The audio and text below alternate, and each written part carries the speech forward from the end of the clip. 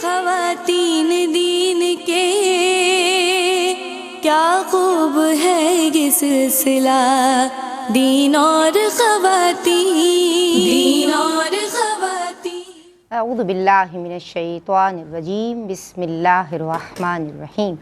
الحمد للہ الذی ہدانا لہذا وما کننا لنہتدی لولا ان ہدانا اللہ۔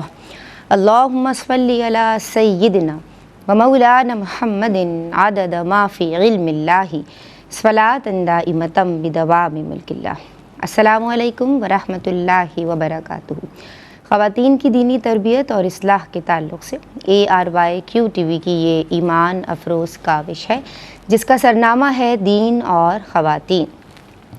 ہمارا بنیادی مقصد صنف نازک کو، ہماری ماؤں کو، بہنوں کو، بیٹیوں کو، بچیوں کو گھروں کی بنیاد اور اکائی یعنی خاتون خانہ کو شریعت مطہرہ کی بنیادی تعلیمات سے واقف کاری فراہم کرنا ہے، اور جناب اس مقصد کے تحت ہر بدھ اور جمعرات کو پاکستانی وقت کے مطابق کم و بیش 5 بجے ARYQ TV کی اسکرین پہ حاضر ہو جاتے ہیں براہ راست۔ آج ہم کیا بات کر رہے ہیں؟ آج کا جو موضوع ہے وہ گزشتہ سے پیوستہ ہے، اور ہم کئی پروگرام سے اصول یعنی بیع، احکام تجارت ڈسکس کر رہے ہیں۔ ٹریڈ کیا ہے، بزنس کیا ہے، اسلامی اصول و ضوابط کیا ہیں، بابرکت اور افضل ترین پیشہ ہے انبیاء کرام علیہم السلام کا پروفیشن، تابعین، تبع تابعین، صحابہ کرام علیہم الرضوان کا پروفیشن۔ جب بات ہوئی حضور جان عالم صلی اللہ تعالیٰ علیہ وآلہ وسلم کا پروفیشن، آپ نے اس پیشے کو اختیار فرمایا، تو پھر یہ بھی سیکھنا ہوگا کہ آپ کا طرز تجارت کیا تھا۔ وہ جو سوال آپ کے اذہان کے نقشوں پہ ابھریں، وہ یعنی اگر ریلیٹ کرتے ہیں تجارت سے یا اس کے علاوہ بھی ہوں، تو آپ ہم سے کالز کے ذریعے رابطہ کر سکتے ہیں۔ آج جو عالمات میری آپ کی ہم سب کی رہنمائی کے لیے موجود ہیں، ماشاء اللہ ثم ماشاء اللہ بہت خوبی کے ساتھ میری دونوں عالمات گفتگو کرتی ہیں۔ جو پہلی عالمہ ہیں، ماشاء اللہ آپ کا بھی پرمغز اور منفرد انداز بیان ہے اور ہم آپ کو پسند کرتے ہیں، عالمہ عائشہ ویرانی۔ السلام علیکم ورحمۃ اللہ وبرکاتہ۔ وعلیکم السلام۔ عائشہ آپ کو ویلکم کرتے ہیں اور آپ کے لیے دعا گو ہیں، پروردگار آپ کے علم و عمل میں برکتیں عطا فرمائے اور آپ اخلاص کے ساتھ دین متین کی خدمت کرتی رہیں۔ اور جی ان کے ساتھ تشریف رکھتی ہیں، گو کہ کم عمر ہیں لیکن پورے مطالعے کے ساتھ آتی ہیں اور خوبی کے ساتھ گفتگو کرتی ہیں، عالمہ فاطمہ۔ انہیں بھی سلام عرض کرتی ہوں، السلام علیکم ورحمۃ اللہ وبرکاتہ۔ وعلیکم السلام ورحمۃ اللہ۔ فاطمہ آپ کیسی ہیں میری بہن؟ الحمدللہ۔ ٹھیک ہے، آپ کے لیے بھی دعا گو ہیں، پروردگار آپ کے علم و عمل میں برکتیں عطا فرمائے اور نیک نیتی کے ساتھ، اخلاص کے ساتھ آپ شریعت مطہرہ کی تعلیمات ہماری ماؤں بہنوں کو سکھائیں اور سمجھائیں۔ جناب ہم سیکھ رہے ہیں، ہمارے بڑے ہیں، شیخ ہیں، منٹور ہیں، اور آپ اپنا ٹائم دیتے ہیں، ہمارے لیے یہی بہت بڑی بات ہے، کیونکہ ماشاء اللہ مختلف پہلوؤں پہ، مختلف اسپیکٹ سے جامع اور پرتاثیر آپ کا انداز بیان ہے اور مکمل گفتگو آپ کا خاصہ ہے۔ شیخ الحدیث استاذ العلماء مفتی محمد احسن نوید خان نیازی دامت فیوضہم آن بھی پر آج بھی ہماری رہنمائی فرما رہے ہیں۔ سلام عرض کر رہی ہوں، السلام علیکم ورحمۃ اللہ وبرکاتہ۔ وعلیکم السلام ورحمۃ اللہ وبرکاتہ۔ مزاج گرامی الحمدللہ رب العالمین۔ ماشاء اللہ، اللہ تبارک و تعالیٰ آپ کا سایہ عاطفت دراز فرمائے۔ آپ کی اجازت ہے تو پروگرام شروع کروں؟ جی اللہ کا نام لے کے شروع کیجیے۔ بسم اللہ الرحمن الرحیم۔ سوالات کا سلسلہ شروع کر رہے ہیں۔ عالمہ عائشہ ویرانی، آپ کی سمت آ رہی ہوں اور ہم بات کر رہے ہیں تجارت کے تعلق سے۔ بزنس عورتیں کر رہی ہیں، آن لائن، آف لائن، اور ہم ان جنرل ابھی تو بات کر رہے ہیں کیونکہ بات ہو رہی ہے حضور جان عالم صلی اللہ تعالیٰ علیہ وآلہ وسلم کے طرز تجارت کے تعلق سے۔ روشنی ڈالیے۔ اعوذ باللہ من الشیطان الرجیم، بسم اللہ الرحمن الرحیم۔ قال اللہ تبارک و تعالی فی القرآن المجید والفرقان الحمید، لقد کان لکم فی رسول اللہ اسوۃ حسنہ۔ کہ بے شک تمہارے لیے رسول اللہ کی زندگی بہترین نمونہ حیات ہے۔ انسان کو زندگی کے کسی بھی شعبے میں رہنمائی چاہیے ہو تو حضور علیہ الصلاۃ والسلام کے اقوال اور افعال میں رہنمائی موجود ہے، اور تجارت ایک اہم معاملہ حیات ہے جس کے بارے میں حضور علیہ الصلاۃ والسلام کی مایہ ناز تعلیمات اور خود حضور علیہ الصلاۃ والسلام کا کردار ہمیں ملتا ہے کہ حضور علیہ الصلاۃ والسلام نے ہمیشہ مسلمانوں کو تجارت کی ترغیب دی ہے، اور اس بات کی ترغیب دی ہے کہ بہترین تاجر وہی ہوتا ہے جو صداقت و امانت کے ساتھ تجارت کرے۔ جیسے کہ اس مضمون پر حضور علیہ الصلاۃ والسلام کا ایک فرمان موجود ہے کہ سب سے زیادہ پاکیزہ کہانیوں میں سے بہترین کہانی ان تاجروں کی ہے کہ جب وہ بات کریں تو جھوٹ نہ بولیں، جب ان کے پاس امانت رکھوائی جائے تو وعدہ خلافی نہ کریں، جب وہ وعدہ کریں جب ان کے پاس امانت رکھوائی جائے تو اس میں خیانت نہ کریں، جب وہ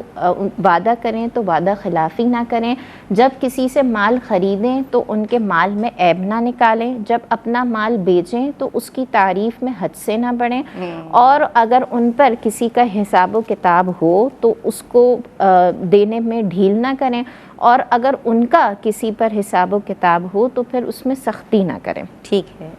اور اگر حضور علیہ الصلاۃ والسلام کے طرز تجارت پر اوورال نظر ڈالی جائے تو حضور علیہ الصلاۃ والسلام کا سب سے پہلا معاملہ ہے حسن معاملہ، کہ حضور علیہ الصلاۃ والسلام کے اخلاق ہی اتنے بلند تھے کہ آدھی ڈیلنگ تو سمجھے وہی ہو جاتی ہے جب انسان کے اندر یہ کوالٹی موجود ہو کہ جب وہ کسی سے بات کرے تو بہت نرم لہجے میں، اور کنونسنگ پاور اس کے پاس ہونی چاہیے۔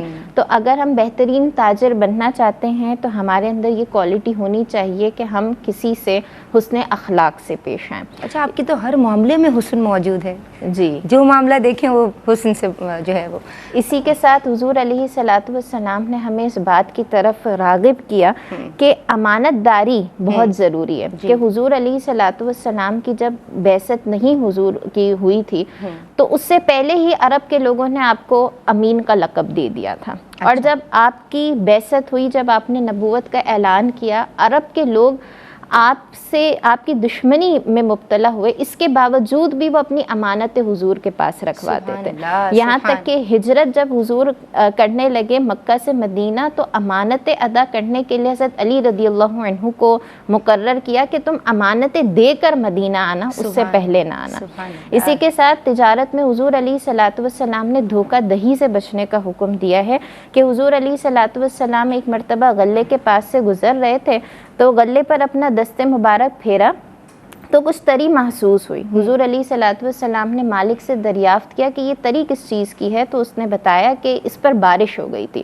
حضور علیہ الصلاۃ والسلام نے فرمایا کہ تم نے اس کو اوپر کیوں نہیں رکھا کہ لوگ دیکھ لیتے، اور ساتھ ہی یہ بھی فرمایا کہ جو دھوکہ دہی کرے وہ ہم میں سے نہیں ہے۔ صحیح۔ اسی کے ساتھ حضور نے تجارت میں قسمیں کھانے سے منع فرمایا ہے، کیونکہ زیادہ جو قسم کھاتا ہے وہ سب سے بڑا جھوٹا ہوتا ہے۔ سود خوری سے منع فرمایا ہے۔ اسی کے ساتھ ساتھ حضور علیہ الصلاۃ والسلام نے ناپ تول میں کمی کرنے سے منع فرمایا ہے، کہ جو قوم ناپ تول میں کمی کرتی ہے اللہ تبارک و تعالیٰ اس سے سبزہ روک لیتا ہے اور قحط سالی میں مبتلا کر دیتا ہے۔ اللہ اکبر جناب، یعنی مسلمان نفع بخش ہو، اور اگر وہ تجارت کر رہا ہے تو پھر اسلامی اصول بھی سیکھے، اور کسی بھی سطح پہ اسے دوسرے مسلمان بھائی کے لیے نقصان دہ نہیں ہونا چاہیے۔ آپ کی سمت آ رہی ہوں عالمہ فاطمہ، مجھے یہ بتاؤ، آپ نے ماشاءاللہ بہت خوب جواب دیا، حقوق کی کیا شرعی حیثیت ہے؟ بے جو ہے وہ مختلف اعتبار سے کی جاتی ہے، کبھی مال کی یعنی گڈ ولز کی بے کی جاتی ہے، اسی طرح کبھی کرنسی کی بے ہوتی ہے، کبھی سروسز کی بے کی جاتی ہے، اور کبھی حقوق یعنی رائٹس کی بے کی جاتی ہے۔ ہیومن رائٹس جو ہیں وہ مختلف لحاظ سے مختلف اعتبارات سے ثابت ہیں۔ تجارتی لحاظ سے بھی دیکھیں تو بعض ہیومن رائٹس ہیں جس میں ٹریڈ مارک یا پھر کاپی رائٹس وغیرہ کے تمام مسائل اسی میں آتے ہیں۔ تو ٹریڈ مارک جو ہے یہ بھی ایک ہیومن رائٹ ہے، بشرط یہ کہ جس نے اس کو رجسٹرڈ بھی کروایا ہو، کیونکہ بعض اوقات آپ کے پاس ثابت کرنے کا یہ طریقہ ایک ہی ہے کہ آپ کا ہی وہ ٹریڈ مارک ہے، آپ کا ہی وہ نام ہے، آپ کا ہی وہ برانڈ ہے۔ اس کو ثابت کرنے کے لیے جب تک آپ اس کو رجسٹرڈ نہیں کریں گے تو آپ کا وہ حق ثابت نہیں ہو سکتا۔ اسی طرح اگر آپ نے یعنی اس کی مثال یوں لے لیں کہ کسی کا ٹریڈ مارک ہے، اس نے ابھی رجسٹرڈ نہیں کیا اور وہ رجسٹر کسی اور نے کر لیا، تو اب قانونی لحاظ سے وہ حق اس کے لیے ثابت ہو جائے گا، کیونکہ یہ اس شخص کے پاس ثابت کرنے کے لیے کوئی ایسا طریقہ کار موجود نہیں ہے کہ جس سے وہ یہ ثابت کر سکے کہ یہ حق اس کا ہے۔ اسی طرح تو اس کی بے کے بارے میں اگر بات کریں تو اس کی بے جو ہے وہ بالکل جائز ہے۔ یہ ایک قیمتی چیز ہے، لوگ اس کی طرف مائل ہوتے ہیں۔ جب ایک برانڈ جو ہے وہ اپنا نام بنا لیتا ہے تو دیگر جو ہے وہ بھی لوگ یہ چاہتے ہیں کہ وہ اس نام کی جو ہے وہ پروڈکٹس کو سیل کریں۔ اسی طرح اور بھی کئی اعتبارات سے حقوق ثابت ہوتے ہیں، جیسا کہ حقوق ضروریہ، یعنی انسان سے ضرر کو دور کرنے کے لیے وہ حق ثابت کیے گئے ہیں۔ مثال کے طور پر حق حدانت ہے، یعنی پرورش کا حق۔ تو یہ پرورش میں ماں سے زیادہ شفیق بچے کے لیے اور کوئی نہیں ہوتا، تو ماں سے زیادہ، اسی لیے ماں کے لیے وہ حق رکھا گیا بچے سے ضرر کو دور کرنے کے لیے۔ تو جو حق ضروریہ ہیں ان کی تو بطور تجارت یعنی خرید و فروخت کے طور پر بے نہیں کی جا سکتی، اور دستبرداری کے طور پر بھی بے نہیں کی جا سکتی۔ ہاں، بعض حقوق ایسے ہیں کہ جن کی جو ہے وہ دستبرداری کے طور پر تو بے کی جا سکتی ہے، لیکن بے و شراء کے طور پر بے نہیں کی جا سکتی۔ مثال کے طور پر جیسے حق وراثت ہے یا پھر حق قصاص ہے، یعنی اس میں یہ نہیں ہو سکتا کہ آپ تھرڈ پارٹی کو جس کے لیے حق قصاص ثابت ہے، وہ تھرڈ پارٹی کو اپنا یہ حق بیچ دے اور کہے کہ تم میری طرف سے قصاص لے لو۔ یوں نہیں ہو سکتا، یعنی بے و شراء کے طور پر نہیں ہو سکتی، دستبرداری کے طور پر ہو سکتی ہے کہ مقتول سے وہ کچھ قیمت وصول کر کے اپنے اس حق سے دستبردار ہو جائے، تو یہ بالکل جائز ہے۔ یعنی کسی بھی مسلمان کا حق تلف نہیں ہونا چاہیے۔ تجارت کرنی ہے تو اصول بھی سیکھنے ہوں گے۔ ایک بریک لے رہے ہیں، درود پڑھیے۔ بسم اللہ الرحمن الرحیم۔ السلام علیکم ورحمۃ اللہ وبرکاتہ۔ جناب، دین اور خواتین میں تجارت کے احکام ڈسکس کیے جا رہے ہیں، اور کئی ایپیسوڈ سے ہم اسلامی اصول سیکھ رہے ہیں۔ بائنگ اینڈ سیلنگ کس طرح کی جائے، ٹریڈ جو ہے وہ اس کا جو اسلامک پرسپیکٹو ہے وہ کیا ہے، اور مومن کس طرح کسی بھی سطح پہ یعنی کسی بھی عنوان کے ساتھ اپنے مسلمان بھائی کو نقصان نہیں پہنچائے گا۔ حضرت صاحب ہمیں سکھا رہے ہیں اور ہمارے ساتھ موجود ہیں، ان کی سمت بڑھ رہے ہیں۔ السلام علیکم ورحمۃ اللہ وبرکاتہ۔ وعلیکم السلام ورحمۃ اللہ وبرکاتہ۔ حضور جان عالم صلی اللہ تعالیٰ علیہ وآلہ وسلم کے طرز تجارت کے حوالے سے کلام فرمائیں، اور حقوق کی کیا شرعی حیثیت ہے؟ بسم اللہ الرحمن الرحیم۔ صلی اللہ علیہ حبیب محمد وعلی آلہ وصحبہ وبارک وسلم۔ جہاں تک حقوق کی بات ہے تو حقوق کا الگ سے کوئی مادی وجود نہیں ہوتا، لیکن بعض حقوق کے لیے جو ہے وہ شریعت نے ان کو قابل اعتبار مانا ہے۔ بعض کو قابل اعتبار مانا گیا ہے اور بعض کو قابل اعتبار ان معنوں پر نہیں مانا گیا کہ اس پر آپ کوئی عوض لے سکیں۔ ویسے وہ حقوق تسلیم شدہ ہیں۔ تو آج کل ہمارے معاشرے میں بہت سے ایسے حقوق ہیں کہ جو باقاعدہ ان کی خرید و فروخت ہوتی ہے، رائج ہو چکی ہے۔ جو کاپی رائٹس ہیں، بالخصوص کتابوں کے کاپی رائٹس ہوتے ہیں، رائلٹی ہے، یہ حقوق ہیں، حق اشاعت ہے، حق طباعت ہے، ٹریڈ مارکس ہیں، گڈ ول ہے، تجارتی لائسنس ہوتے ہیں، وہ جو ہے ان کی فروخت ہوتی ہے۔ بلکہ بعض اوقات تو جو یہ گزرنے کا حق ہے، جو جہاز دوسرے ملک سے گزرتے ہیں تو وہاں سے فضا سے گزرنے کا جو حق ہے، اس کی بھی باقاعدہ فیس چارج کی جا رہی ہوتی ہے۔ تو اس طرح کی بہت سے حقوق ہیں جن کی خرید و فروخت آج کل ہمارے یہاں رائج ہے۔ تو ان حقوق کی جو خرید و فروخت ہے وہ درست ہے یا نہیں؟ تو دیکھیں، ایک وہ حقوق مجردہ جو مستقلاً جن کی خرید و فروخت ہو رہی ہو، تو مستقلاً خرید و فروخت کیونکہ اس کا مادی وجود نہیں ہوتا تو مستقلاً اس کی بے درست نہیں ہوتی۔ لیکن اگر اس کی خرید و فروخت کا عرف ہو جائے، یعنی رائج ہو جائے، عام رواج ہو جائے، تو اس صورت میں چونکہ عرف عام معتبر ہے تو اس عرف کی وجہ سے اس حق کی خرید و فروخت کو بھی جائز قرار دیا جاتا ہے۔ پھر جو ہے وہ یہ تو بات ہو گئی ان حقوق کی کہ جو مستقلاً جن کو بیچا جا رہا ہو۔ دوسرے وہ کچھ حقوق ایسے ہیں کہ انہیں مستقلاً نہیں بیچا جا رہا ہوتا، کسی چیز کے تابع ہو کر بیچ رہے ہوتے ہیں۔ تابع کر کے بیچنا تو ویسے ہی جائز ہے۔ جیسے زمین ہے، زمین اگر آپ نے بیچی ہے تو زمین کے ساتھ جو پانی لینے کا حق ہے، یہ جو پانی لینے کا حق ہے، یہ حق شرب کہلاتا ہے۔ تو یہ جو حق ہے، اب یہ زمین کے تابع ہو کر اس کو بیچنا، اس کی خرید و فروخت کرنا جائز ہے۔ اصولی اصلاً ہو، تابع ہو کر نہ ہو، الگ سے جو ہے وہ صرف پانی لینے کا حق اسے بیچا جائے تو یہ درست نہیں ہے جب تک عرف نہ ہو۔ عرف ہو جائے تو جائز ہے، عرف نہ ہو تو پھر درست نہیں ہے۔ لیکن جب زمین بیچی اور زمین کے تابع اس کا حق، پانی لینے کا حق بیچ دیا، تو تابع ہو کر تو اب عرف کی حاجت بھی نہیں ہے، تابع ہو کر جو بے ہوتی ہے وہ درست ہوتی ہے۔ یہ ہو گئی خرید و فروخت کی بات۔ اب خرید و فروخت سے ہٹ کر کچھ صورتیں ایسی ہیں کہ ان میں اگلا جو ہے وہ دستبردار ہوتا ہے اپنے اس حق سے، لیکن دستبردار ہونے کی وہ فیس لیتا ہے، عوض لیتا ہے کہ مجھے کوئی آپ اس کی فیس دے دو، مجھے کوئی پیسے دے دو تو میں اپنے اس حق سے دستبردار ہو جاتا ہوں۔ تو یہ جو حق سے دستبردار ہونا ہے اور اس دستبردار ہونے کی فیس لینا ہے، فیس چارج کرنا، یہ درست ہے یا نہیں؟ تو وہ حقوق کے جو کسی ضرر کو یعنی کسی نقصان کو دور کرنے کے لیے رکھے گئے ہیں، جیسے حق شفا ہے۔ حق شفا کا مطلب یہ ہوتا ہے کہ وہ زمین جب بیچی جاتی ہے یا گھر بیچا جاتا ہے تو جو اس کا پڑوسی ہوتا ہے اس پڑوسی کو یہ حق حاصل ہوتا ہے کہ وہ یہ خریدے، وہ حق شفا دائر کر سکتا ہے۔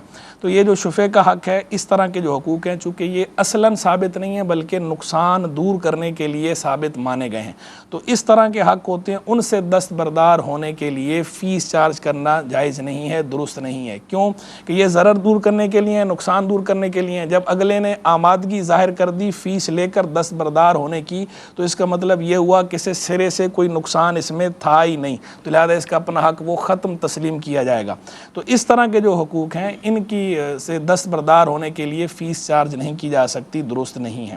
دوسرے وہ ہیں کہ جو اصلاً ثابت ہیں، یعنی نقصان دور کرنے کے لیے نہیں ہے، اصلاً ہی شریعت نے انہیں ثابت رکھا ہے، جیسے حق قصاص ہے، یا جو ہے وہ ایک سے زائد جب شادیاں ہوں کسی کی تو جو باری کا حق ہے، یہ اس طرح کے جو حقوق ہیں یہ چونکہ اصلاً ثابت ہیں، تو جو اصلاً جو حق ثابت ہوتے ہیں ان حقوق سے دستبردار ہونے کے عوض فیس چارج کی جا سکتی ہے، پیسے لیے جا سکتے ہیں، وہ شرعاً جائز ہے۔ تو باقی جن کی مثالیں میں نے دی ہیں شروع کے اندر کہ جن حقوق کی خرید و فروخت ہو رہی ہے آج کل، تو وہ جتنی مثالیں میں نے شروع میں ذکر کی ہیں وہ سارے حقوق ان کی خرید و فروخت جو ہے وہ جائز ہے، شرعی طور پر اس میں حرج نہیں ہے، اور اس پہ عرف بھی ہے تقریباً سب پر ہی۔ ٹھیک ہے صاحب، بہت شکریہ آپ کا۔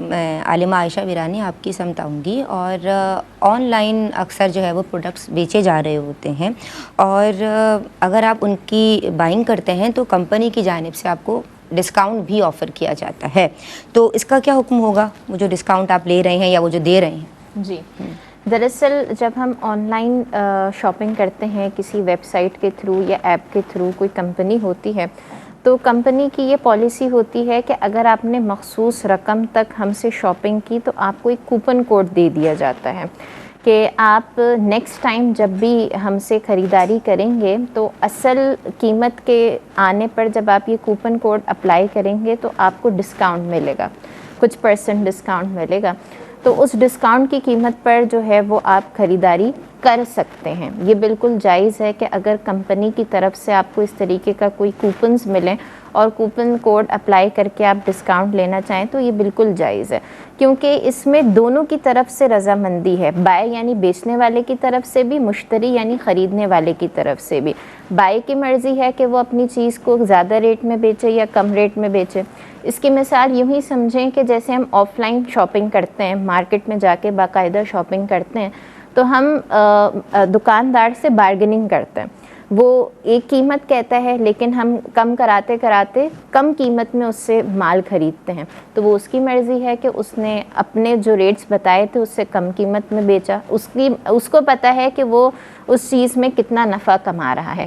تو یہ جو کوپن کتنا مارجن رکھ کے بتا رہا ہے، جی، یہ دو کوپن کوڈز ہوتے ہیں، ڈسکاؤنٹ آفرز ہوتی ہیں، یہ بھی ایک اٹریکشن کے لیے ہوتا ہے، مائل کرنے کے لیے ہوتا ہے کسٹمرز کو، تو اس میں کوئی حرج نہیں ہے۔ صحیح۔ اچھا یہ بتاؤ عالمہ فاطمہ کہ بعض دکاندار پروڈکٹس پہ لکھی ہوئی جو قیمت ہے اسے کاٹ دیتے ہیں اور وہ دیکھتے ہیں کہ مارکیٹ میں کیا ٹرینڈ چل رہا ہے یا کس طرح سے میں اس کی نئی قیمت اپنے یعنی نفع کے لیے چینج کر سکتا ہوں، اور دیگر صورتیں بھی ہو سکتی ہیں، تو پھر وہ اس جو پریویس کی جو پرائس ہوتی ہے اس کو کاٹ کے اور نئی قیمت لکھ دیتے ہیں، اور پھر کہتے ہیں کہ کوئی اگر بائر آتا ہے کہ بھائی قیمت تو بڑھ گئی ہے، تو یہ ایسا کرنا شریعت کیا کہتی ہے اس طرز عمل کے بارے میں؟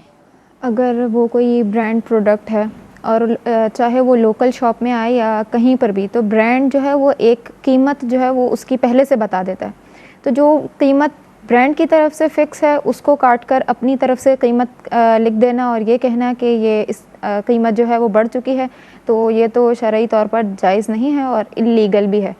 ہاں، اگر کسی کا اپنا برانڈ ہے اور مہنگائی کی صورت میں حکومت بھی اجازت دیتی ہے اور آپ اس میں کچھ اضافہ کر سکتے ہیں، پھر برانڈ خود اس میں کچھ اضافہ کر دے تو وہ ایک الگ چیز ہے، وہ تو ٹھیک ہے۔ لیکن خود سے کسی کی برانڈ کے پروڈکٹ پر جو قیمت لکھی ہوئی ہے اس کو کاٹ کر آپ نئی قیمت لکھ دیں تو یہ جائز نہیں ہے. ہاں کسی کی مجبوری کا فائدہ جو ہے وہ بھی نہیں اٹھانا چاہیے. مثال کے طور پر پیٹرول کی آپ مثال لے لیں کہ اس کی قیمت میں اضافہ ہونے والا ہو, تو جو ان یعنی جہاں سے جو پیٹرول پمپ ہیں ان لوگوں کو پہلے سے معلوم ہوتا ہے کہ آج قیمت جو ہے وہ بڑھے گی نہیں بڑھے گی. مثال کے طور پر آج قیمت بڑھنی ہے تو جس دن قیمت بڑھنی ہوتی ہے وہ کچھ دیر کے لیے جو ہے وہ اس چیز کو روک لیتے ہیں جسے بلیک مارکیٹ کہا جاتا ہے. تو یہ بھی جائز نہیں ہے کیونکہ وہ چیز انہوں نے روک لی, دوسروں کو حرج میں مبتلا کیا. اب نئی قیمت یعنی روکنے کا مقصد یہ ہوتا ہے کہ جب نئی قیمت آئے گی تو اس پر بیچیں گے اور زیادہ جو ہے وہ منافع حاصل کریں گے, تو یہ پھر یہ بھی جائز نہیں ہوگا. صاحب میں آپ کی سمت آؤں گی, آپ کیا فرمائیں گے؟ لیکن جہاں تک جو ہے وہ بیچنے کی بات ہے, نئی جو سٹیکر وغیرہ بعض اوقات نیا لگا دیتے ہیں, اس کے اوپر سٹیکر اگر نیا لگانا ہے تو اس کی ایجاد ہے یا نہیں. تو پہلی بات تو یہ ہے کہ جب کوئی چیز بندہ خرید لیتا ہے تو خریدنے کے بعد وہ اس کی ملکیت میں آ گئی ہے تو اب وہ اس کا مال ہے. اپنا مال بندہ جتنے میں چاہے دینا چاہے کسی کو تو دے سکتا ہے اپنا مال. ایک بات تو اس کے اندر یہ ہے پہلو. دوسرا پہلو یہ ہے کہ اگر گورنمنٹ کی طرف سے, حکومت کی طرف سے کوئی ایسا قانون ہو, کوئی ایسی پابندی ہو کہ اس کی ایجاد نہ ہو تو پھر ایسا کرنا درست نہیں ہوتا. اور تیسری بات یہ ہے کہ جیسے یہ جو بلیک مارکیٹ وغیرہ کا جو معاملہ ہے اس کی تو خیر ایجاد نہیں ہے. شرعاً جو گفتگو ہوئی تو بالکل اس کی جو ہے وہ تینوں صورتیں اور تینوں صورتیں جو ہے کلیئر ہیں کہ جو پہلی صورت ہے اس میں جائز ہے ایسا کرنا, درست ہے. باقی جو دو صورتیں ان دو صورتوں کے اندر اس طرح کرنا ٹھیک نہیں ہے, درست نہیں ہے. جہاں تک جو ہے وہ ڈسکاؤنٹ کی بات ہے, اگر جو ہے کوئی ڈسکاؤنٹ دیتا ہے اور حسن نیت کر لیتا ہے تو یہ پھر جائز نہیں, مستحب بھی بن جائے گا. کیونکہ پھر تو یہ ہے کہ کسی مسلمان کا آپ بھلا کر رہے ہیں اور اللہ کی رضا کے لیے اگر آپ کریں گے, اچھی نیت سے کریں گے تو اس پر اجر بھی ملے گا, ثواب بھی ملے گا, یہ مستحب بھی ہے. تو ڈسکاؤنٹ دینے کی اجازت ہے, اس میں کوئی ایسا حرج نہیں ہے. لیکن یہ ڈسکاؤنٹ وہی اپنی چیز پہ ڈسکاؤنٹ دینا, اپنی چیز پہ ڈسکاؤنٹ دے سکتے ہیں. بعض اوقات اگلے کی اپنی چیز نہیں ہوتی, دکان مالک کی ہے, بندہ جو ہے وہ سیلز مین ہے وہاں پر, اور اسے مالک کی طرف سے اس چیز کی اجازت نہیں ہے کہ وہ اپنی مرضی سے ڈسکاؤنٹ دے دے, اور وہ پھر بھی اپنی مرضی سے ڈسکاؤنٹ دے دے. کسی کے ساتھ اس کے تعلقات ہیں اور ان تعلقات کے لیے وہ اس کو ڈسکاؤنٹ پر دے رہا ہے, تو ایسا کرنا ٹھیک نہیں ہے. ہاں اگر مالک نے اسے اجازت دے رکھی ہے اس چیز کا, اگر جو ہے وہ انڈرسٹینڈنگ ہے, وہاں بھی اجازت ہے, چاہے صراحتاً اجازت ہو چاہے دلالتاً اجازت ہو. اجازت اگر ہے, طے ہے اس طرح کا کہ بھائی وہ اگر چاہے تو ڈسکاؤنٹ پر کسی کو دینا چاہے ڈسکاؤنٹ پر دے سکتا ہے, تو پھر ڈسکاؤنٹ پر وہ مالک کی چیز بھی سیلز مین دے سکتا ہے. ادروائز ایسے ڈسکاؤنٹ نہیں دے سکتے کہ چیز کسی اور کی ہے, آپ کی ملکیت نہیں ہے, آپ تو صرف جاب کر رہے ہیں, تو آپ اپنی طرف سے ڈسکاؤنٹ نہیں دے سکتے جب تک اس کی اجازت نہ ہو آپ کو, چاہے وہ اجازت صراحتاً ہو ان ورڈنگ ہو, یا چاہے وہ اجازت جو ہے وہ دلالتاً ہو, ورڈ میں نہیں اشارتاً بھلے ہو, لیکن اجازت بہرحال ہونی چاہیے. بہت شکریہ حاجی صاحب آپ کا. اس موقع پہ ایک بریک شامل کر رہے ہیں, درود پڑھتے رہیں. بسم اللہ الرحمن الرحیم. السلام علیکم ورحمۃ اللہ وبرکاتہ. دین اور خواتین میں احکام بیع یا احکام تجارت ہمارا عنوان ہے, اور آپ کالز کے ذریعے بھی شامل ہو سکتے ہیں. عالمات آن دی سیٹ موجود ہیں, اور آن بھی پر براہ راست شیخ الحدیث مفتی محمد احسن نوید خان نیازی دامت فیودہم ہماری رہنمائی فرما رہے ہیں. میں آپ کی سمت آؤں گی عالمہ عائشہ ویرانی. اور بہن مجھے یہ بتاؤ, پبلک پلیسز پہ, فٹ پاتھس پہ ٹھیلے لگا کے جو اشیاء کی خرید و فروخت جاری ہے, کیا حکم شرع ہوگا؟ جی دراصل پبلک پلیسز پر اس طریقے سے جو ہے وہ ٹھیلے لگا کر خرید و فروخت کرنے کا جو تعلق ہے وہ عوامی تکلیف اور حکومتی نظام سے. اب اس کی تفصیل یوں سمجھیں کہ اگر جو ہے وہ راستہ اتنا تنگ ہے کہ عوام کو وہاں سے گزرنے میں مشکلات پیش آ رہی ہیں, اور کار پارکنگ کی بھی جگہ نہیں رہی ہے, اور بس انہوں نے ہی وہ جگہ گھیر کر رکھی ہوئی ہے, چلنے تک کی بھی جگہ نہیں بچی ہے, اور گاڑیاں گزرنے کی بھی بعض اوقات جگہ نہیں ہوتی ہے, تو پھر بالکل بھی اس کی اجازت نہیں ہوگی. بیچنے کی بھی اجازت نہیں ہوگی ان لوگوں کے لیے, اور ان جگہوں سے خریدنے کی بھی اجازت نہیں ہوگی. بیچنے کی تو اس لیے اجازت نہیں ہوگی کیونکہ اس میں حقوق العباد کی حق تلفی ہے, اور خریدنے کی اس لیے اجازت نہیں ہوگی کہ وہ ان کی حوصلہ افزائی کرنا ہے. پھر وہ وہیں پر جو ہے نا وہ جم کے بیٹھ جائیں گے, وہیں پر اپنا کاروبار کریں گے کہ بس اب یہی ہماری جو ہے نا وہ کمفرٹ زون ہے. اور اسی کے ساتھ ساتھ حکومت کی طرف سے بھی اکثر اوقات اس طریقے سے پبلک پلیس پر ٹھیلے وغیرہ لگا کر خرید و فروخت کرنے کی اجازت نہیں ہوتی. اللیگل ہوتا ہے، کوئی لائسنس نہیں ہوتا، کوئی اجازت نہیں ہوتی ہے، اور وہ بس اپنی مرضی سے دیکھا دیکھی اس طریقے سے ٹھیے لگا کے بیٹھ جاتے ہیں، تو اس صورت میں بھی خرید و فروخت کی اجازت نہیں ہوگی۔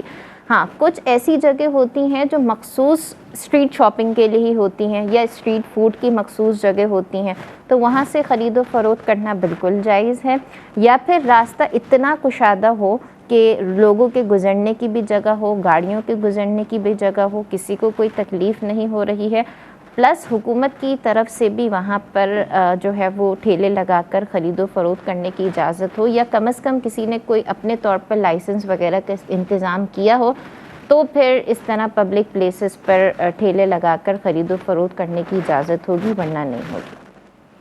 اچھا ٹھیک ہے، ایسا بھی ہوتا ہے کہ اپنے معاملات بھی چل رہے ہوتے ہیں تو وہ کسی کو کوئی پرسنٹیج دے کے وہ جگہ لے لی جاتی ہے، اور پھر وہ یہ نہیں دیکھ رہے ہوتے کہ ایک تو وہ راستہ تنگ ہو جاتا ہے، پارکنگ ایشو از دیئر، اور اس کے ساتھ ساتھ پھر وہ جو آواز لگا رہے ہوتے ہیں وہ سامنے والی جو دکانیں ہیں ان کی دکانیں بلاک ہو جاتی ہیں، بہت سارے معاملات ہیں۔ اللہ ہم سب کو ہدایت دے۔ آپ کے سمت آ رہی ہوں عالمہ فاطمہ، مجھے یہ بتاؤ کہ یہ جو ذخیرہ اندوزی ہے اور یعنی اسٹورنگ گوڈ یا ہورڈنگز، اس کا کیا حکم شرع ہوگا؟ انسانوں یا جانوروں کی جو بنیادی کھانے پینے کی اشیاء ہیں انہیں اس نیت سے روکنا کہ جب مزید مہنگی ہو جائیں گی تو پھر ان کو بیچا جائے گا، بشرط یہ کہ ایسا کرنے میں ضرر بھی ہو، اور وہ شہر کے قریب سے خریدی ہو یا شہر سے ہی خریدی ہو، تو یہ ذخیرہ اندوزی کہلاتی ہے اور یہ ناجائز اور ممنوع ہے۔ اس کی مذمت پہ بے شمار احادیث مبارکہ موجود ہیں۔ ہاں، اگر ضرر نہ ہوتا ہو تو پھر وہ ذخیرہ اندوزی ہی نہیں ہے اور اس میں کوئی حرج نہیں۔ مثال کے طور پر اگر گندم وافر مقدار میں موجود ہے مارکیٹ میں، پھر اگر زمین سے اگر کسی نے اتاری اپنی گندم اور اس کو کچھ دیر کے لیے، کچھ دن کے لیے اپنے پاس رکھ بھی لیا اور اس کو مارکیٹ میں نہیں سیل کیا، تو اس میں کوئی حرج نہیں، بشرط یہ کہ مارکیٹ میں وہ وافر مقدار میں موجود ہے، اس کو اپنے پاس رکھنے سے کوئی حرج بھی نہیں ہے۔ ہاں، اگر حرج ہوگا پھر وہ ذخیرہ اندوزی میں شمار ہوگا اور پھر اس کی ممانعت ہوگی۔ حدیث پاک میں آتا ہے کہ جو 40 دن تک غلہ روکے اور اس کے مہنگے ہونے کا انتظار کرے تو وہ اللہ تبارک و تعالیٰ سے دور ہو گیا اور اللہ تبارک و تعالیٰ اس سے بیزار ہو گیا۔ اب یہاں حدیث پاک میں جو 40 دن کا حکم فرمایا، اس سے یہ مراد نہیں ہے کہ 40 دن سے پہلے جو ہے وہ ذخیرہ اندوزی جائز ہے، بلکہ یہ مراد ہے کہ 40 دن تک جب کوئی کام کیا جائے تو وہ عادت میں شمار ہو جاتا ہے۔ تو جس کو ذخیرہ اندوزی کی عادت ہو تو اس کے لیے جو ہے وہ مذمت ہے، اور پھر آخر میں جو وعید بیان ہوئی کہ وہ اللہ تبارک و تعالیٰ سے دور ہو گیا اور اللہ تبارک و تعالیٰ اس سے بیزار ہو گیا۔ تو آپ اس یوں سمجھ لیں کہ جب کوئی بادشاہ کی حفاظت سے نکل جاتا ہے تو اس کی یعنی پھر اور کوئی حفاظت باقی نہیں رہتی، اس کا مال محفوظ نہیں رہتا، اس کی اپنی جان محفوظ نہیں رہتی۔ تو اسی طرح جو اللہ تبارک و تعالیٰ کی امان سے نکل گیا تو پھر اس کی ہلاکت کا تو اندازہ نہیں کیا جا سکتا۔ تو یہ ایک جملہ بہت سارے مسائل کی نشاندہی کرتا ہے۔ جی بہت شکریہ آپ کا حضور، آپ کی سمت آؤں گی۔ ذخیرہ اندوزی اور ٹھیلے لگا کے، آوازیں لگا کے چیزیں جو بیچی جا رہی ہیں، لیکن ٹھیلے لگا کے جو چیزیں بیچی جاتی ہیں، ایک تو یہ ہوتا ہے کہ ٹھیلے والے جو ہے وہ چلتے رہتے ہیں، جو واکنگ ہوتا ہے وہ چلتے جا رہے ہیں، گلیوں کے اندر جا رہے ہیں، آوازیں لگا رہے ہیں، لوگ ان سے خرید رہے ہیں، اس میں تو کوئی حرج کی بات نہیں ہے۔ کوئی اگر گلی میں جا رہا ہے، آواز لگاتا ہے اور بیچتا ہے، گھروں کے لوگ ان سے لیتے ہیں، تو یہ اس طرح تو بیچنا، اس میں کوئی کسی قسم کی شرعی قباحت نہیں ہے۔ لیکن یہ جو طریقہ ہے، اچھا اسی طرح جو ہے وہ کوئی ایسی جگہ ہے جو فکس ہے کہ وہاں باقاعدہ جو ہے وہ بنی ہی جگہ اسی لیے ہے کہ وہاں پر لوگ جو ہے وہ ٹھیلے لگا کے سامان کی خرید و فروخت کرتے ہیں، یا بازار ہے اور اس بازار کے اندر وہ جگہ فکس ہے، وہاں پر بھی کوئی حرج نہیں ہے۔ لیکن یہ جو پبلک پلیسز ہیں ایسے کہ جہاں پر کوئی جگہ فکس نہیں ہے، مختص نہیں ہے، اور ویسے راستہ ہے، گزرنے کی جگہ ہے، اور وہ گزرنے کی جگہ پہ ٹھیلے لگا کے کھڑے ہو جاتے ہیں لائن سے، اور ٹھیلے لگاتے ہیں ان کی وجہ سے، بلکہ بھی یہی ہمارا جو کیو ٹی وی ہے چینل ہے، ہم باہر نکلتے ہیں، راستہ بھی کل ہی کی بات ہے، کل بھی جب میں جا رہا تھا تو وہ پولیس والوں نے ان کو اس طرح جو ہے وہ بھگایا، سب کو اٹھا کے ادھر کر دیا، روڈ کھلا ہو گیا، ٹریفک کی جو ہے وہ روانی متاثر ہو رہی تھی وہ صحیح ہو گئی۔ لیکن جو ہے وہ آج جب دوبارہ پھر وہ ٹھیلے جو ہے اسی طرح روڈ پر جو ہے وہ آنا شروع ہو گیا، پھر جو ہے وہ ٹریفک جو ہے اسی طرح ٹریفک جیم ہو گیا۔ تو اب یہ جو ہے اس طرح راستہ جو ہے وہ تنگ کرنا، راستہ جس کی وجہ سے ٹریفک متاثر ہو، لوگوں کو اذیت پہنچے، نقصان پہنچے، اس کی اجازت شرعاً نہیں ہے۔ ٹھیلے والے ہوں یا اور کوئی ہو، راستہ روکنا یہ حق طریق راستے کے حق کے خلاف ہے. راستوں کو کشادہ کرنے کا حکم ہے, راستے بلاک کرنے کی اجازت نہیں ہے. بے عذر شرعی راستہ بلاک نہیں کر سکتے کسی بھی مقصد کی خاطر, تو چاہے وہ ٹھیلوں کے ذریعے ہی کیوں نہ ہو. تو یہ جو ٹھیلے لگا کر اس طرح کرنا یہ ٹھیک نہیں. پھر اس کے بعد میں رشوت دے دیتے ہیں, رشوت دے کے پھر آ جاتے ہیں. ایکشن جو ہے وہ قانونی طور پر یہ جرم بھی ہے, ایکشن ہوتا بھی ہے بعض اوقات, لیکن وقتی طور پر ایکشن ہوتا ہے بدقسمتی سے. پھر جو ہے وہ 2-3 دن بعد جو ہے وہ دوبارہ وہی پیسے دے کر جو ہے اگلے دوبارہ لگانا شروع کر دیتے ہیں. تو یہ تو بہت جو ہے وہ قابل اصلاح ہے, اور طرفین کے لیے قابل اصلاح رویہ ہے کہ جو ٹھیلے لگانے والے ہیں وہ بھی جو ہے وہ اس طرح لوگوں کی تکلیف کا باعث نہ بنے, اور جو لوگ جو ہے ان کو اس طرح پکڑ دکڑ کرتے ہیں تو اس کے بعد رشوت لینا, ان کا بھی رشوت لینا ٹھیک نہیں ہے. ان کے خلاف جو ہے وہ کارروائی سخت ہونی چاہیے تاکہ ان کو نصیحت ہو. اور دوسری بات یہ ہے کہ ان کو کوئی الٹرنیٹ جگہ فراہم کر دی جائے. جگہ اگر الٹرنیٹ فراہم کر دیں گے تو صورت میں اگر بعض اوقات کہا جاتا ہے نا کہ غریب لوگ ہیں, غریب لوگ کہاں جائیں کمائی کرنے کے لیے, اب ان کے جو ہے روزی روٹی سے وابستہ ہے. تو ٹھیک ہے, ہم یہ تھوڑی کہہ رہے ہیں کہ روزی روٹی ان کی بند کر دی جائے, وہ اپنی روزی روٹی کا جو ہے وہ انتظام کریں, لیکن دوسروں کو تکلیف کیوں پہنچا رہے ہیں.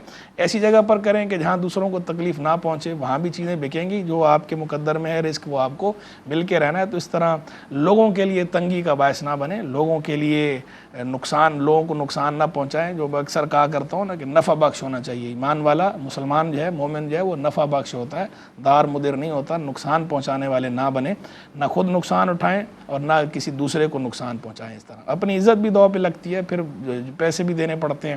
تو ان ساری خرابیوں سے بچنے کی صورت یہ ہے کہ ایسا کام کریں جو پراپر جگہ ہے اس جگہ پر جو ہے وہ ٹھیلا لگائیں, جو جگہیں فکس ہیں اس طرح کی.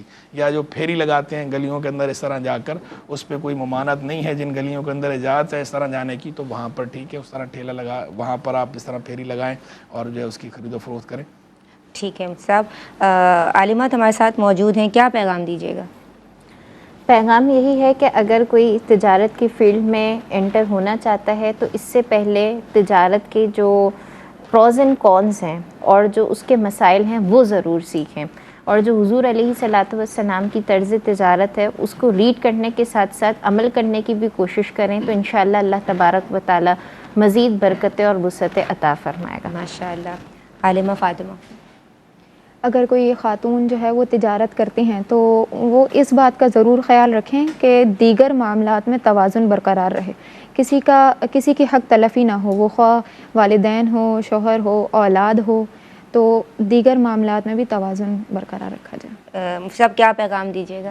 پیغام کی جگہ کچھ جو ہے وہ سوالات پہلے کے میں نے ابھی دیکھے, کچھ سوالات رہتے ہیں لیفٹ اوورز ہیں تو ان کو شامل کر لیتے ہیں. ایک جو ہے وہ سوال بہن نے پوچھا تھا کہ اگر جو ہے وہ نفلی روزہ ٹوٹ جائے تو کیا کرنا ہوتا ہے, کیا اس کا بھی جو ہے وہ کفارہ ہوتا ہے؟ جس طرح فرض روزہ ٹوٹنے کا ہے تو کیا نفلی روزہ ٹوٹنے پہ بھی کفارہ ہوتا ہے؟ تو لیکن نفلی روزہ توڑنے پر جو ہے وہ کوئی کفارہ وغیرہ نہیں ہوتا. نفلی روزے کی صرف قضا ہوتی ہے, قضا آپ نے 12 رکھنی ہوتی ہے, لیکن روزہ جو ہے وہ اس کی جو کفارہ ہے نفلی روزے کا کفارہ نہیں ہے. کفارہ جو ہے وہ فرض روزے کا ہوتا ہے اور وہ بھی مخصوص صورتوں میں ہوتا ہے, ہر وقت نہیں ہوتا. نفلی روزہ جو ہے یہ توڑنے پر آپ کو قضا 12 رکھنی ہے. یعنی ایسا نہیں ہے جو بعض لوگ سمجھتے ہیں نا کہ شاید نفلی روزہ اگر ٹوٹ جائے تو خیر ہے. خیر نہیں ہے. نفلی روزہ اگر آپ نے عذر کے بغیر توڑا ہے, بے عذر شرعی توڑا ہے, تو نفلی روزہ توڑنا بھی گناہ ہے, گناہ ملے گا, توبہ بھی لازم ہے اور اس کی قضا بھی آپ نے رکھنی ہے. لیکن اگر جو ہے وہ نفلی روزہ آپ کا آپ نے جو توڑا ہے جان بوجھ کر نہیں توڑا, کسی شرعی عذر کی وجہ سے توڑا ہے, تو اس صورت میں توڑنے کی اجازت ہے, گناہ نہیں ہے, لیکن قضا اس کی بھی آپ نے رکھنی ہے. یعنی جن صورتوں میں شریعت نفلی روزہ توڑنے کی اجازت دیتی ہے ان صورتوں میں بھی آپ نے قضا رکھنی ہوتی ہے. قضا آپ کو معاف نہیں ہے, ایسا نہیں ہے کہ معاف ہے کہ اب آپ قضا رکھیں. قضا بہرحال آپ نے رکھنی ہوتی ہے نفلی روزے کی بھی, توڑنے کی صورت میں یا ٹوٹنے کی صورت میں. پھر جو ہے وہ نفلی روزہ توڑنے کا بھی جو اجازت ہے اس اجازت بھی وہ مطلق نہیں ہے. بعض لوگ سمجھتے ہیں کہ شاید کسی بھی وقت جو ہے وہ نفلی روزہ ہم جو ہے وہ توڑ سکتے ہیں. نفلی روزہ جو توڑنے کی اجازت ہے وہ دعوائے کبریٰ سے پہلے جسے نصف النہار شرعی کہتے ہیں ہم, اس سے پہلے نفلی روزہ توڑنے کی اجازت ہوتی ہے, جو کسی کی خاطر توڑنے کی اجازت ہے. وہ جو مشہور ہے نا مسئلہ کہ مہمان آیا, مہمان کے ساتھ کھانا ہے, اور اگر جو ہے وہ یہ اندیشہ ہو کہ مہمان کے ساتھ کھائیں گے نہیں تو اس صورت میں اس کی دل شکنی ہوگی، اور تو اس صورت میں نفلی روزہ توڑنے کی اجازت ہے۔ تو یہ جو نفلی روزہ توڑنے کی اجازت ہے یہ دعویٰ کبریٰ سے پہلے اجازت ہے، زوال کے بعد توڑنے کی اجازت نہیں ہے۔ زوال کے بعد توڑنے کی اجازت اس وقت ہے جب کہ ماں باپ جو ہے وہ حکم دے رہے ہوں توڑنے کا، ناراض ہو رہے ہوں، تو پھر عصر سے پہلے وہ روزہ توڑا جا سکتا ہے، اس کے علاوہ نہیں توڑا جا سکتا۔ باقی ہاں مرض کی وجہ سے، بیماری کی وجہ سے جو توڑنے کی اجازت ملتی ہے روزہ، تو وہ تو آپ کسی بھی وقت جو ہے وہ توڑ سکتے ہیں، جس وقت مرض کا غلبہ ہو اس وقت نفلی روزہ اگر توڑنا پڑ جائے تو توڑنے کی اجازت ہے۔ بہت شکریہ مفتی صاحب آپ کا، عالمات میں آپ دونوں کی، عالمہ عائشہ ویرانی اور عالمہ فاطمہ، آپ دونوں کی شکر گزار ہوں۔ اور ناظرین آج کے لیے بس اتنا ہی۔ بات یہ ہے کہ سب کی خیر خواہی شریعت کو مطلوب ہے، اور ہر سطح پہ ایک تاجر کے لیے فیئر ڈیلنگ شریعت کو محبوب ہے۔ السلام علیکم ورحمۃ اللہ وبرکاتہ۔ سب دیکھیے آقا کے فرامی، اوج کمال پر ہے وہ تابندہ مضامی، احکام اس میں سیکھے خواتین دین کے، کیا خوب ہے یہ سلسلہ دین اور خواتین